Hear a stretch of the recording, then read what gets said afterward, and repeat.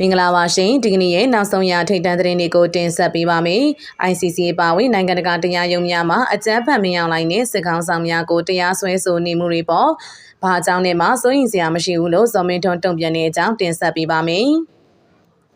ပစီကြီးချင်းရွာလေးကြောင့်တိုက်ခိုက်မှုမှာတေဆုံးသွားတဲ့ကလေးငယ်များမှာတောင်ကျန်းသူများရဲ့အစိပ်ပိုင်းဖြစ်ပြီးတိုက်ခိုက်ရန်ရှောင်လွှဲမရလို့ဆိုပါတယ်အပြည်ပြည်ဆိုင်ရာရာဇဝတ်တရားရုံး ICC ပါဝင်နိုင်ငံတကာတရားရုံးတွေမှာမင်းအောင်လှိုင်နဲ့စစ်ကောင်ဆောင်များကိုတရားစွဲဆိုနေမှုတွေပေါ်စိုးရိမ်စရာမရှိကြောင်းအကြမ်းဖက်စစ်ကောင်စီရဲ့ပြောရေးဆိုခွင့်ရှိသူဇော်မင်းထွန်းကပြောဆိုလိုက်ပါတယ်။ AI ဂျာစီယာသတင်းဌာနနဲ့တီးသန့်တွေ့ဆုံမေးမြန်းခန်းမှာအကြမ်းဖက်စစ်ကောင်စီပြောခွင့်ရပုဂ္ဂိုလ်ဇော်မင်းထွန်းကအဲ့ဒီလိုပြောဆိုလိုက်တာပါ။ AI ဂျာစီယာသတင်းဌာနကစစ်တပ်အနေနဲ့လေကြောင်းတိုက်ခိုက်မှုတွေအပါအဝင်ပြည်သူတွေပေါ်တိုက်ခိုက်နေပြီးနိုင်ငံတကာကလူသားမျိုးနွယ်တွေပေါ်ကျူးလွန်တဲ့ရာဇဝတ်မှုတွေပြင်းပြင်းထန်ထန်အဖြစ်ဝေဖန်လျက်ရှိပြီးအင်ဒိုနီးရှားတူရကီဖိလစ်ပိုင်နဲ့ ICC တရားရုံးမှတရားစွဲဆိုဖို့ဆောင်ရွက်နေကြောင်းမကြာသေးမီကလည်းဖိလစ်ပိုင်သမ္မတဟောင်းဒူတာတေကို ICC တရားရုံးကိုပို့ဆောင်ဖမ်းဆီးမှုတွေရှိကြောင်းဒါကြောင့်စစ်ကောင်ဆောင်တွေအနေနဲ့အဲ့ဒီအခြေအနေပေါ်စိုးရိမ်မှုရှိနေသလားလို့မေးခွန်းထုတ်ခဲ့ရမှာဇော်မင်းထွန်းကမြည်သည့်အတွက်မှစိုးရိမ်စရာမရှိလို့ပြန်လည်ဖြေဆိုခြင်းဖြစ်ပါတယ်။ဘာမှစိုးရိမ်စရာမရှိဘူး။ဘာကြောင့်လဲမှစိုးရိမ်စရာမရှိဘူး။ PDF တွေကရွာထဲမှာနေတဲ့အ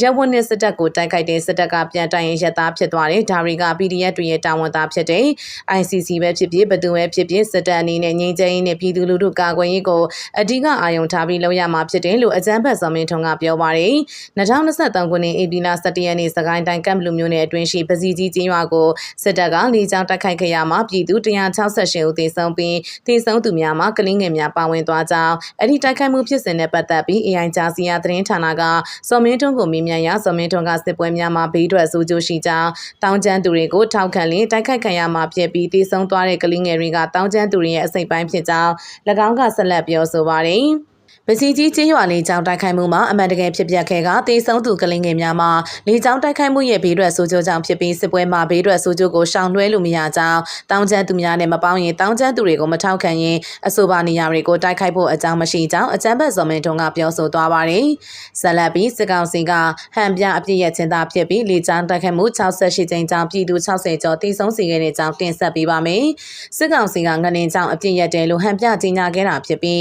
းနိုင်ငံတော်မှာလေကြောင်းတိုက်ခိုက်မှု68ကြိမ်ပြုလုပ်ခါပြည်သူ64ယောက်သေဆုံးခဲ့တယ်လို့အမျိုးသားညီညွတ်ရေးဆိုရ NUG ရဲ့ပြည်ထောင်စုဝန်ကြီးချုပ်ရုံးပြောရေးဆိုခွင့်ရှိသူဦးနေဖုံးလက်ကပြောပါတယ်။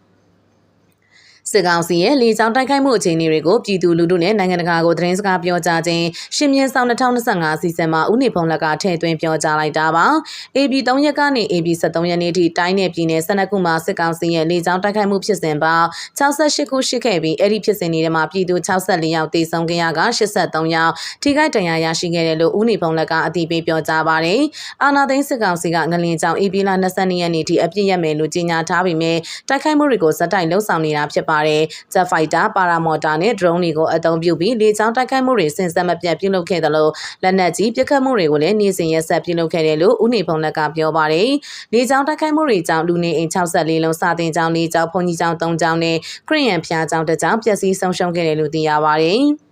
နောက်ထပ်တစ်ပုတ်အနေနဲ့စစ်တပ်ကအပြစ်ရထားပြီးမဲ့တိုင်းရင်းသားလက်နက်ကိုင်များလာရောက်တိုက်ခိုက်နေရလို့ဇော်မင်းထွန်းဝါရဖြန့်ပြောဆိုတဲ့အကြောင်းတင်ဆက်ပေးပါမယ်စစ်တပ်ကပြစ်ခတ်တိုက်ခိုက်မှုကိုရက်စဲထားပြီးမဲ့တိုင်းရင်းသားလက်နက်ကိုင်တွေကဆက်လက်တိုက်ခိုက်နေရလို့အာဏာသိမ်းစစ်ကောင်စီရဲ့ပြောရေးဆိုခွင့်ရှိသူဇော်မင်းထွန်းကဝါရဖြန့်ပြောဆိုပါတယ်။ AB လ2ရက်နေ့ကနေ AB လ22ရက်နေ့ထိအကြမ်းဖက်စစ်ကောင်စီကငလင်ပေးကူညီဖို့အတွက်ပြစ်ခတ်တိုက်ခိုက်မှုတွေကိုရက်စဲထားပြီးမဲ့ KIA KNU နဲ့ PDF တပ်တွေကစစ်ကောင်စီကိုဆက်လက်တိုက်ခိုက်နေရလို့ဇော်မင်းထွန်းကစစ်တပ်ရဲ့ဝါရဖြန့်ရုပ်သံကတဆင်ပြောကြားလိုက်ပါတယ်။စစ်ကောင်စီကအပြစ်ခတ်ရက်စဲထားရဲဆိုပေမဲ့သူတို့လက်လွတ်ထားတဲ့ကျေးရွာတွေကိုနေစဉ်လေကြောင်းကနေပုံကျဲတိုက်ခိုက်မှုတွေလှုပ်ဆောင်မှုရှိနေတဲ့ပေါ်ကိုတော့ဝန်ခံပြောဆိုခြင်းမရှိပါဘူး။ KNPP KND ရဲ့အနေနဲ့ AB လ23ရက်နေ့မနက်9:00 နာရီမှာပေါ်လက်ကဲမှာရှိတဲ့လုံခြုံရေးစခန်းတစ်ခုကို drone နဲ့လာရောက်တိုက်ခိုက်ခဲ့တာတွေ့ရပါတယ်။ KNU အနေနဲ့ AB လ12ရက်နေ့ည7:00နာရီချိန်လောက်နဲ့ AB လ13ရက်နေ့ည9:00နာရီခွဲလောက်မှာထီးတာစခန်းကို drone ပုံး drone နဲ့လာရောက်တိုက်ခိုက်ခဲ့ပါတယ်။ drone ပုံး80ကျော်လောက်ပြစ်ခတ်တာတွေ့ရပြီး